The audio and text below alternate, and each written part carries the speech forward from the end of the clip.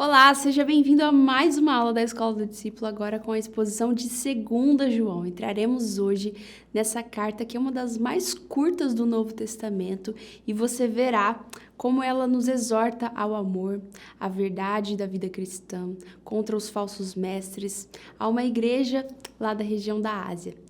João é um apóstolo do amor e nós veremos hoje o quanto isso impacta as preocupações que ele tinha em relação àquelas igrejas locais e o quanto isso serve para nós hoje também. Então fique conosco, já se desligue de outras redes sociais, foque aqui conosco e vamos aprender então a ser mais intelectualmente robustos, mais espiritualmente vibrantes, mais firmes na palavra de Deus. Vamos começar então, já fala de onde você é, vamos interagir por aqui nos comentários. Se você ainda não me conhece, eu sou a Miriam Oliveira, faço parte aqui da Escola do Discípulo, da equipe, e já ministrei as aulas de 1 João, então se você ainda não teve acesso, tá aqui na nossa playlist as aulas de 1 João, para você conferir, e a aula de 2 João agora, né? Esse texto é lindo e é muito precioso, então já encaminha também para outras pessoas que você conhece, para compartilhar essa mensagem poderosa de Deus. Vamos orar para a gente começar? Querido Deus e Pai, louvado seja o teu nome, muito obrigada, Pai, pela tua presença aqui conosco, por essa carta que nós seremos apresentados agora ao estudo dela e que o Senhor nos abençoe, nos ajude a entender com clareza, que o Senhor fale conosco, que o Senhor nos exorte no amor aos irmãos, a viver em unidade, Pai, a viver fiéis à tua palavra, a doutrina que o Senhor nos deixou, a doutrina dos apóstolos. Louvado seja o teu nome pela vida de cada irmão e irmã que está me assistindo aqui. Em o nome de Jesus, amém. Vamos lá então, gente, começar a nossa aula de hoje. Vamos ler na verdade, são 13 versículos, né? Não tem capítulos, é uma das cartas realmente menores, não a menor do Novo Testamento, né? Então, vamos começar a ler o primeiro versículo. Diz assim: o presbítero, a senhora eleita e aos seus filhos, a quem eu amo na verdade, e não somente eu, mas também todos os que conhecem a verdade.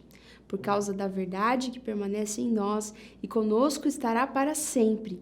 Que a graça, a misericórdia e a paz da parte de Deus Pai e de Jesus Cristo, Filho do Pai, estejam conosco em verdade e amor. João, então, começa a sua carta sem identificar-se. A sua saudação inicial é assim: o presbítero, a senhora eleita. Esse presbítero, quem seria essa pessoa? Presbítero faz menção a alguém mais velho, alguém respeitado.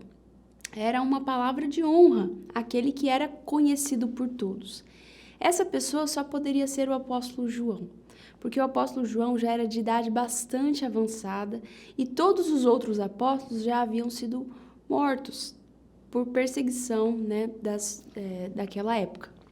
Então, o apóstolo João, ele era o único apóstolo vivo e era o único apóstolo ali que realmente supervisionava aquelas igrejas. Então, o presbítero só poderia ser nomeado ao apóstolo João. Já era de costume o apóstolo não se apresentar, como a gente já viu na primeira carta, no seu evangelho. Ele não tem o costume de colocar o seu nome, como, por exemplo, o apóstolo Paulo. E, além disso, ele também não tem a necessidade de dizer ou defender o seu apostolado, porque aquelas pessoas que recebiam a sua carta não questionava o seu apostolado. Ele já era alguém de muito respeito, alguém que já era conhecido por todos ali. Apesar de vários falsos mestres naquela época, e por isso ele escreveu a carta de 1 João, de 2 João, como nós veremos hoje, mas ainda assim ele tinha esse respeito e a sua apostolicidade não era questionada. Então ele nem chega a entrar nesse assunto. Então ele já se coloca como o presbítero. A senhora eleita. E aí, essa parte a gente fica assim, mas será que tinha uma senhora, uma pessoa, uma mulher que estava recebendo essa carta? O que significa isso, né? A senhora eleita. E essa senhora eleita, porque ela foi eleita por Deus, a sua salvação, enfim, comentaristas consideram que a Senhora eleita significava que ele estava se referindo a uma igreja ali específica, uma comunidade já bastante madura, uma comunidade que lá no final da carta a gente vai ver, né, que outras pessoas estavam saudando aquela comunidade, provavelmente elas já tinham dado frutos espirituais, já tinham levado outras pessoas a Cristo, sem que o apóstolo fizesse isso, né? Sem que aquelas pessoas tivessem se convertido diretamente por conhecer o apóstolo João. A própria igreja já estava dando frutos, a própria igreja já tinha levado pessoas a Cristo. Então, nós vemos que é uma comunidade também com um significado ali de honra, né? A Senhora eleita. E igreja tem essa característica no Novo Testamento de ser nomeada como um termo feminino, né? A igreja de Cristo, a noiva de Cristo. E aqui João coloca como a Senhora eleita. 1 Pedro também, né? Pedro na sua carta também vai dizer algo semelhante, né? Chamando a igreja assim de a eleita. Então, nós vemos que era um costume ali da época e que eles realmente estavam se referindo à igreja, a uma igreja local. E ele continua dizendo, a quem eu amo na verdade, e não somente eu, mas todos os que conhecem a verdade. Ele está baseando esse amor que ele tem por aqueles irmãos, a Senhora eleita, aquela igreja ali. Ele está dizendo, eu amo vocês na verdade, ou seja, o amor que eu tenho por vocês é um amor muito mais elevado do que só um sentimento de consideração, do que apenas um sentimento de que eu valorizo vocês, mas é na verdade, porque o que baseia o meu amor por vocês é o Evangelho de Cristo.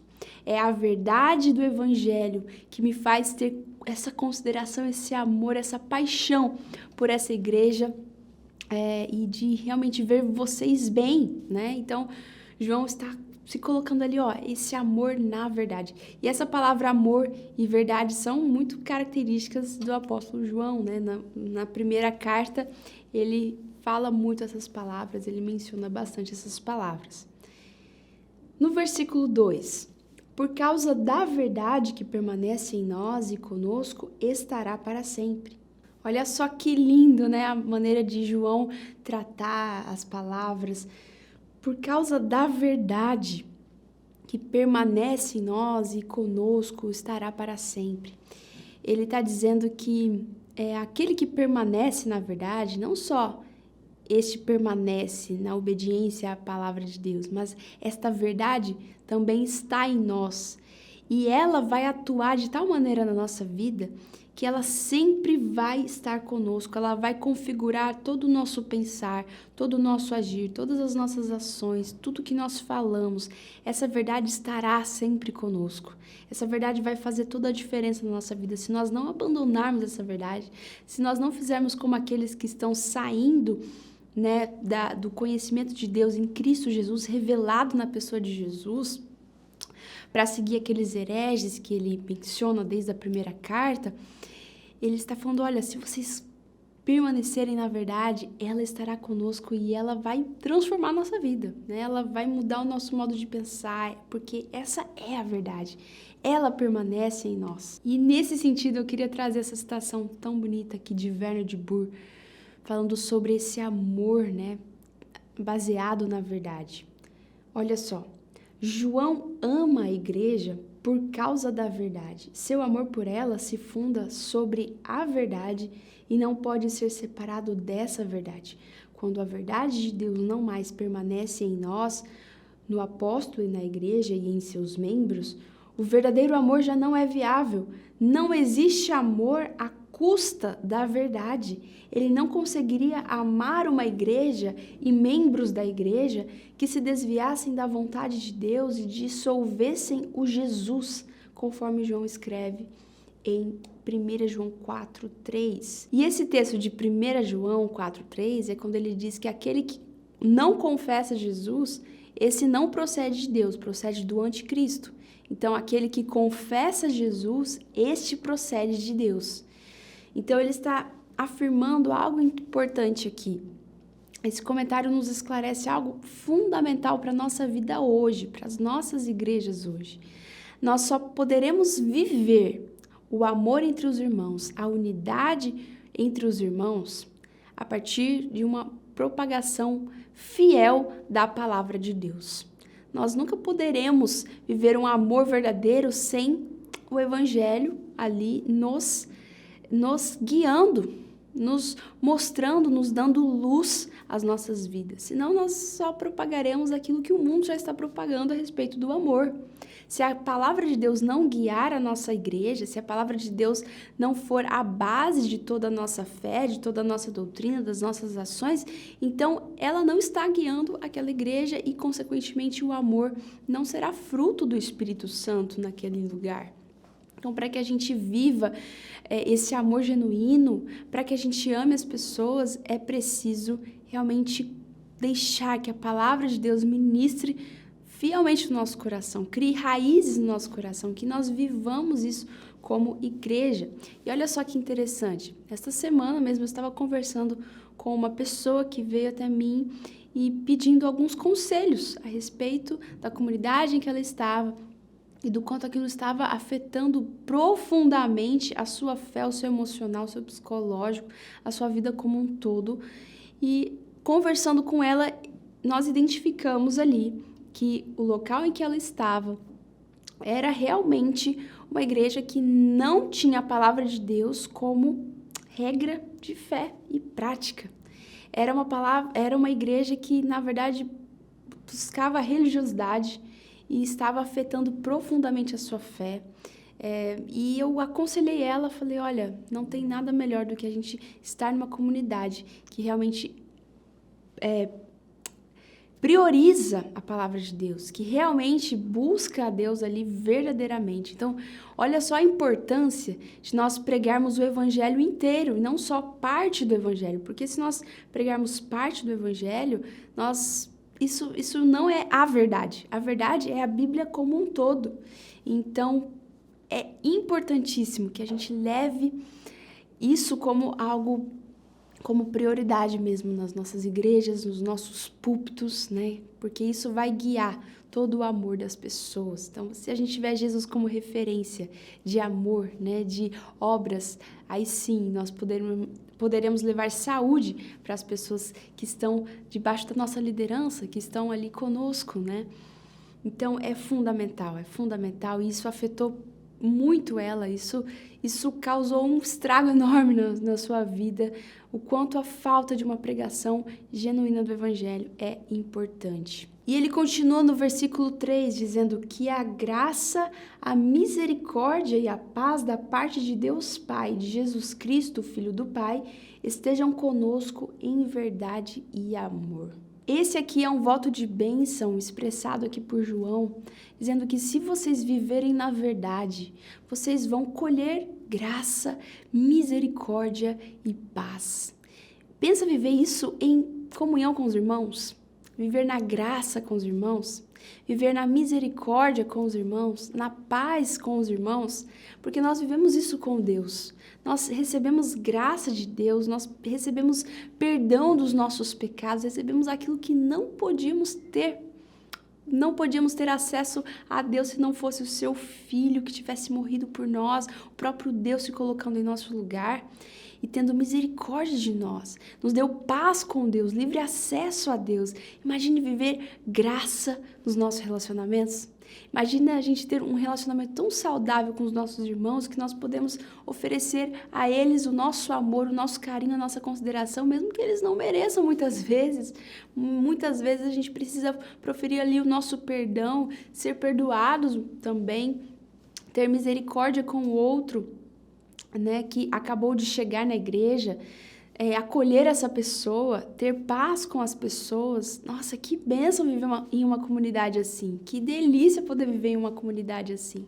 E essa irmã que eu comentei com vocês, ela não estava vivendo nada disso, ela estava longe de tudo isso, ela não sabia nem mais como crescer em Deus, como ter fé, como como que aquilo estava sugando e sendo tão opressor na vida dela, aquela comunidade estava oprimindo ela, subjugando ela, colocando um jugo muito pesado, colocando uma culpa muito pesada sobre ela, como se tudo dependesse dela. Então, isso não é evangelho.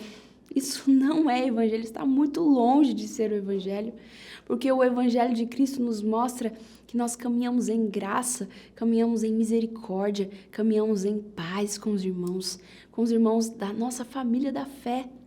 Então é isso que a gente deve buscar, meu irmão, é isso que a gente deve buscar na nossa igreja. Aquele que vive na verdade, é isso que a gente colhe, é isso que a gente recebe. Olha só que maravilha, que delícia viver isso em família, né? É interessante que ele fala sobre Deus Pai e Jesus Cristo. Ele está colocando Deus Pai e Jesus Cristo na mesma posição. Ele está dizendo que Jesus é Deus. É isso que ele está dizendo. Jesus é Deus. Então, só para a gente recapitular antes de seguir, né? Realmente ele fala sobre essa graça, sobre essa liberdade que nós recebemos, essa misericórdia que realmente trouxe carinho, né, para a miséria humana, nos deu carinho, nos proporcionou algo que, nossa, éramos tão necessitados e nos dá segurança por meio da sua paz. Então, olha só quanta virtude, né, existe. E quanta profundidade existe nessas palavras. E quando ele faz essa menção de Deus Pai e Jesus Cristo, como eu mencionei, ele está realmente colocando ali algo importante, que é afirmando a divindade de Cristo. Paulo faz também referência à graça, à misericórdia, né, à paz de Deus nas suas cartas, mas aqui a preocupação de João é deixar clara essa afirmação de que Jesus é Deus. E ele estava indo contra realmente as falsas doutrinas que se opunham à verdade de Jesus Cristo, né? Então ele queria pregar a divindade de Cristo. E agora no versículo 4 ele vai continuar nesse sentido, né? Para exortar as pessoas a seguirem a verdade contra os falsos mestres. Porque a intenção dele era dizer, olha, a verdade vai unir a igreja contra o inimigo comum, que é a falsidade. A verdade vai unir vocês contra a falsidade. Então, uma igreja em que não há relacionamento entre as pessoas, só a fachada, né? Enfim, não há verdade entre as pessoas, não há comunhão verdadeira, é porque está faltando o alicerce, né? Está faltando a verdade, está faltando ali corações sinceros que busquem a verdade. Eu sei que, gente, é muito fácil a gente cair em religiosidade. É muito fácil a gente cair em religiosidade. Eu também me policio nisso, porque é muito fácil a gente realmente se esconder e se colocar para que as outras pessoas só vejam uma parte de nós. Mas quando você tem relacionamentos profundos, você pode se abrir com as pessoas, você pode ter um lugar seguro com quem compartilhar, você pode ter realmente ali um ambiente de amor entre as pessoas, de graça, de perdão, de misericórdia. Gente, é só por meio da verdade, é só por meio da obra do Espírito Santo na nossa vida. Nós dependemos de Deus para viver isso. Isso é algo que vem de Deus para nós. Então, é isso que a gente deve buscar. E agora ele exorta as pessoas a viverem tomando cuidado, né, com relação aos falsos profetas. No versículo 4, ele diz assim: fiquei muito alegre por ter encontrado alguns de seus filhos que andam na verdade, de acordo com o mandamento que recebemos do Pai. E agora, Senhora, peço-lhe não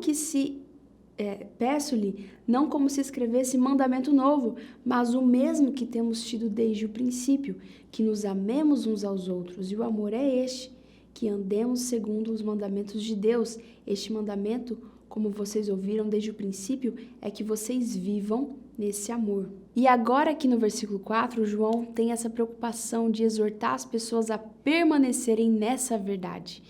E esse permanecer na verdade é uma característica muito recorrente de João. Ele tem essa preocupação de que as pessoas permaneçam na verdade para que elas vivam tudo isso. Você já pensou em se relacionar com Deus dessa maneira? Muitas vezes a gente se relaciona com Deus com religiosidade, não é? Procurando ser obedientes, procurando viver segundo a sua vontade, no sentido de de ser fiéis ali à vontade de Deus, temos uma boa intenção em fazer isso, em fazer boas obras, em viver como regradinhos, né? Ali como até um sentimento de legalista, no sentido de viver aquilo fielmente, de obedecer a Deus, e muitas vezes a gente confunde a Deus como um policial. A gente se relaciona com Deus de forma subjugada, opressiva, no sentido de não é um relacionamento de pai e filho. Quando a gente vive isso que João está falando, de permanecer na verdade, nós tiramos todas as nossas máscaras diante de Deus e nós nos colocamos ali genuinamente, integralmente, sob o seu cuidado, sob o seu amor. E nós somos tratados com esse Deus de amor. Não estamos nos relacionando com alguém que quer nos oprimir, nos colocar no nosso lugar.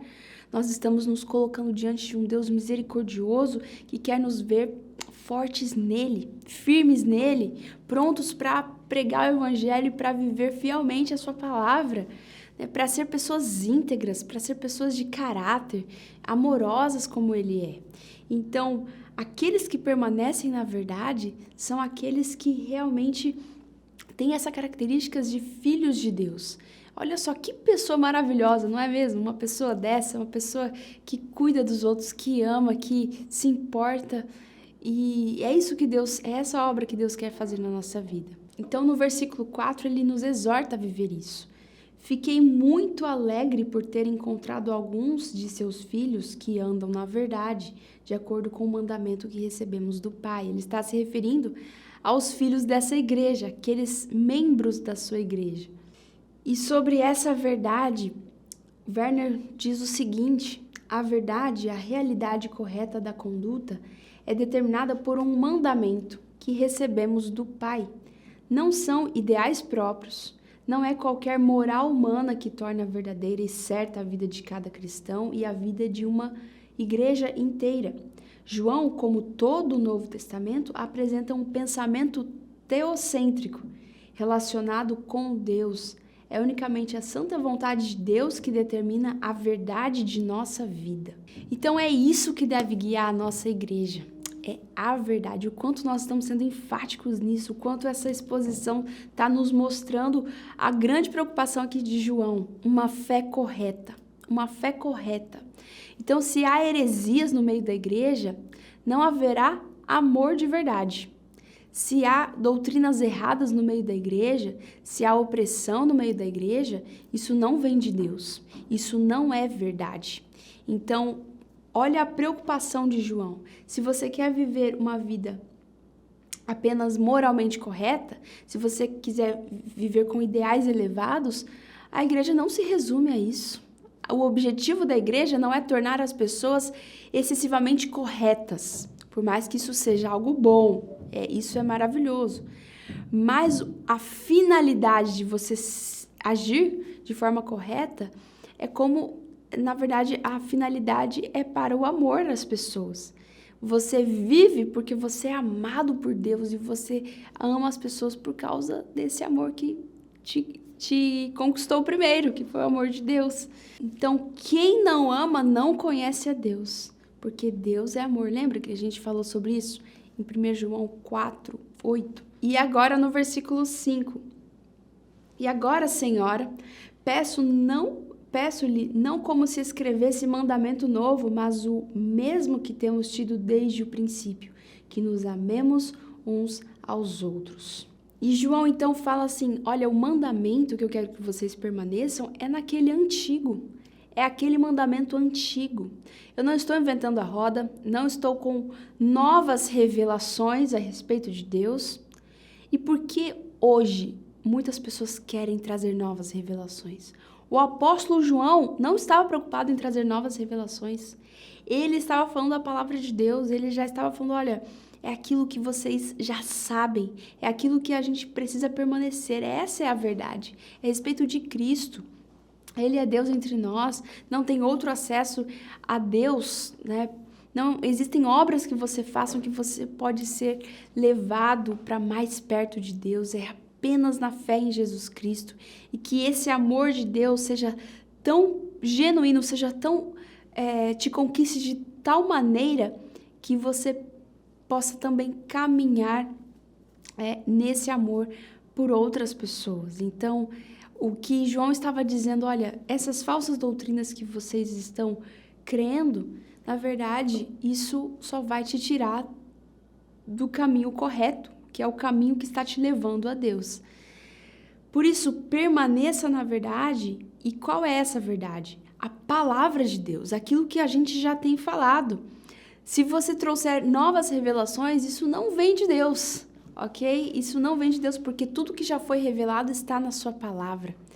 Então, é uma preocupação que nós devemos ter hoje. Será que a sua igreja, será que o lugar que você está, a vida que você está buscando em Deus é uma vida de novas revelações? Será que tem alguma outra revelação para eu conhecer de Deus?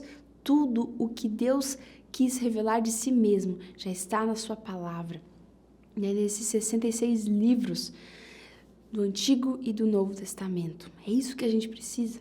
Então, o desejo do apóstolo João é apoiar-se no mandamento das igrejas apostólicas, que elas tinham desde o início. Ele não queria inventar roda, ele queria que as pessoas amassem umas às outras. Esse mandamento que era tão familiar àquelas igrejas, elas já sabiam disso, isso era muito familiar a elas. Então, era isso que ele queria que as pessoas permanecessem. E nós continuamos no versículo 6.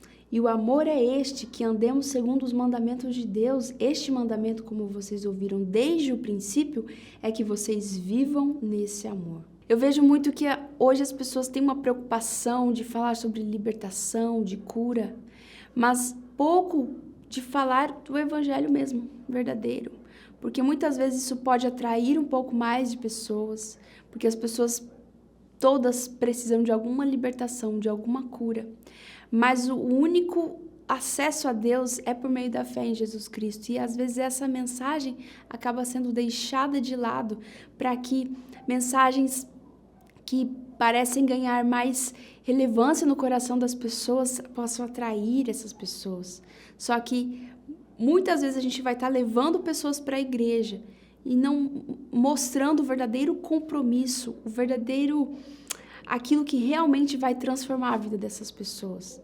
A verdadeira liberdade, a verdadeira cura está em recebermos de Cristo esse poder do Espírito Santo para confessar o nome de Jesus e crer no nome de Jesus e que Ele levou sobre si todos os nossos pecados e que esta é a verdadeira cura que o nosso coração precisa. Por isso, enquanto nós deixarmos a pregação do Evangelho de lado nas nossas igrejas, nós construiremos uma igreja fraca espiritualmente, uma igreja suscetível à religiosidade ou à libertinagem, porque nós podemos tanto ir para um lado de muita religiosidade, de obediência e obras, só que sem amor e sem graça, e por outro, nós podemos viver uma libertinagem, viver um amor excessivo sem obedecer a Deus e a sua palavra. Então, nós podemos cair nos dois erros. Por isso que nós precisamos de uma pregação completa da palavra de Deus. E desse modo, não adianta também vivermos um ideal de amor sem o próprio Deus na jogada, sem Deus no meio de tudo isso. Porque ainda assim o nosso amor é corrompido. O nosso amor, fazemos coisas por amor que na verdade evidenciam a idolatria do nosso coração.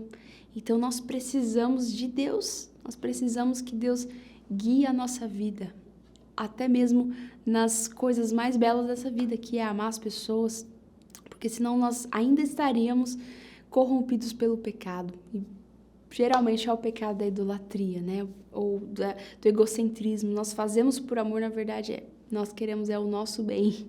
Então tudo isso nos mostra que nós não podemos viver sem o próprio Deus, não podemos fazer aquilo que é genuíno, aquilo que é maravilhoso, sem o próprio Deus, porque ainda assim nós cairíamos em pecado, sem a instrução e o poder do Espírito Santo na nossa vida. Por isso, Werner diz, por amor podemos nos permitir fazer o que o mandamento de Deus proíbe. Até por amor podemos fazer coisas que, na verdade, Deus proibiu e dispensá-lo do que Deus demanda em seu mandamento. João, porém, explica que isso não é um amor verdadeiro. Assim separamos o próximo de Deus, conduzindo-o à perdição. Somente seremos capazes de demonstrar amor real se nosso coração permanecer voltado com toda a seriedade para Deus e considerar a Deus como a instância decisiva. Então estaremos imbuídos da consciência de que os mandamentos de Deus não estreitam e atrofiam a vida do ser humano, mas pelo contrário, são os únicos que o levam à vida verdadeira e plena. Jesus comprou a sua igreja com o seu sangue na cruz e esta igreja não pode ter dúvidas do amor de Deus sobre ela. E agora a gente continua no versículo 7, porque muitos enganadores têm caído o mundo afora, os quais não confessam que Jesus Cristo veio em carne. Este é o enganador e o anticristo. João mostra o quanto aquele movimento intelectual e religioso do gnosticismo estava seduzindo as pessoas, o quanto isso era pernicioso, o quanto era ruim para a igreja, porque mostrava, como ele diz aqui, muitos enganadores têm saído do mundo afora. Eles não era simplesmente algumas pessoas que estavam pregando algo contra o evangelho, estavam tirando pessoas da igreja, mas era um movimento muito forte, recorrente naquela época, e ele estava dizendo, eles estão indo do mundo afora, ou seja, eles têm uma preocupação missionária de sair e pregar isso, de falar que Jesus não veio em carne, de falar que Jesus não é Deus, de que você pode se achegar a Deus por meio do seu intelecto. Então, eles estavam saindo como verdadeiros missionários, pregando falsas verdades, né, heresias. Então, João está dizendo, olha, cuidado, né? Cuidado com eles, porque isso é o espírito do anticristo. Isso é um verdadeiro engano. E por isso João estava buscando exortá-los gravemente sobre essa situação. E Werner diz o seguinte sobre esses sedutores. Os sedutores não possuem apenas opiniões peculiares que podem ser toleradas como tais. Sua proclamação ataca o cerne da mensagem apostólica, fere mortalmente a verdade. Não confessam Jesus Cristo como aquele que vem na carne. Seu Cristo intelectual não é o redentor do pecador por intermédio da morte sangrenta na cruz. Acreditam oferecer um Cristo maior e mais perfeito e não veem que se equivocam em relação ao envio real e indispensável do Filho de Deus na carne. Deixam de reconhecer e, consequentemente, negam o real amor de Deus, que vale definitivamente pelo fato de que Deus enviou seu Filho para a reconciliação por nossos pecados. Desse modo, também o mandamento do amor dirigido a nós perde profundidade, bem como a força para o seu cumprimento. Somente por termos sido amados primeiro, somos capazes de também amar. Então, o que está em jogo aqui não é simplesmente opiniões diferentes que possam trazer riqueza teológica, não. Era uma mensagem central que estava sendo atacada, era sobre a salvação das pessoas, e isso importava muito, e que estava sendo ameaçada por causa do fim dos tempos, né? Muitos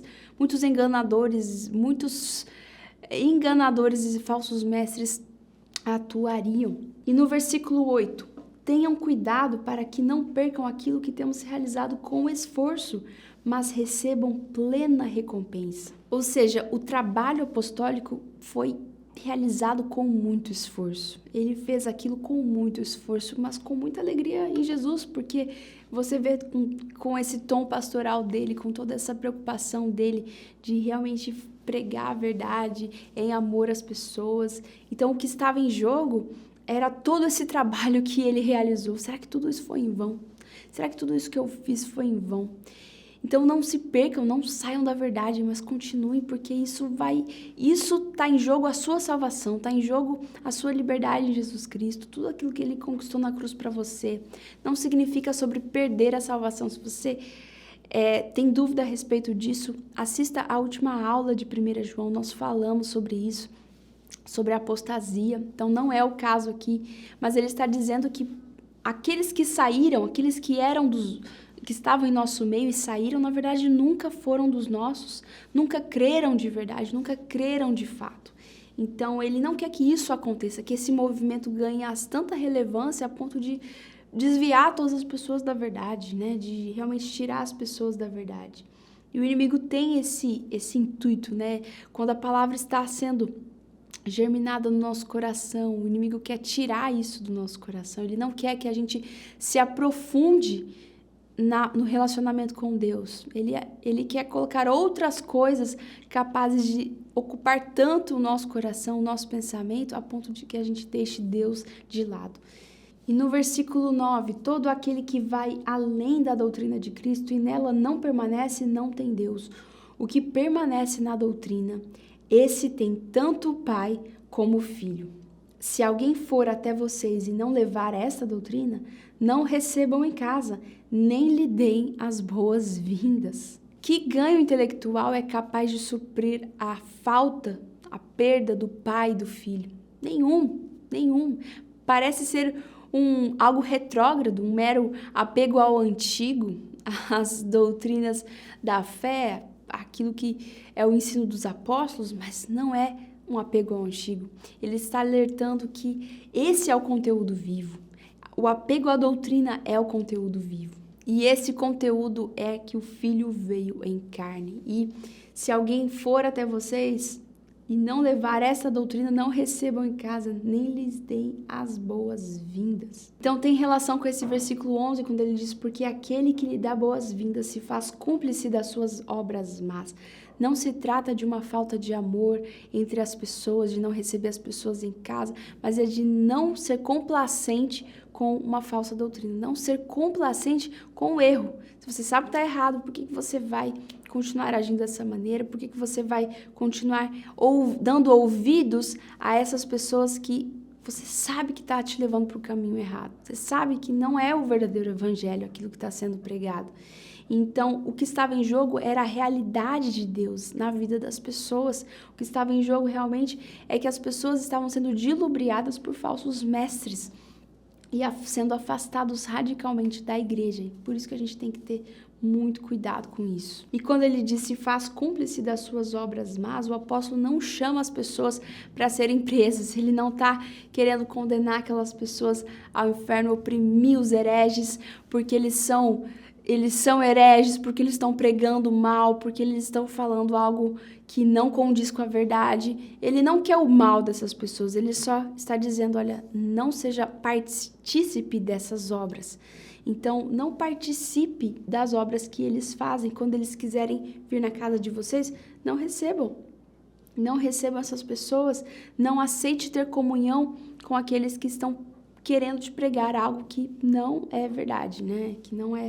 Que contradiz a palavra. E o versículo 12 diz, ainda tinha muitas coisas a lhes escrever, mas não quis fazê-lo com papel e tinta, pois espero ir visitá-los e conversaremos de viva voz, para que a nossa alegria seja completa.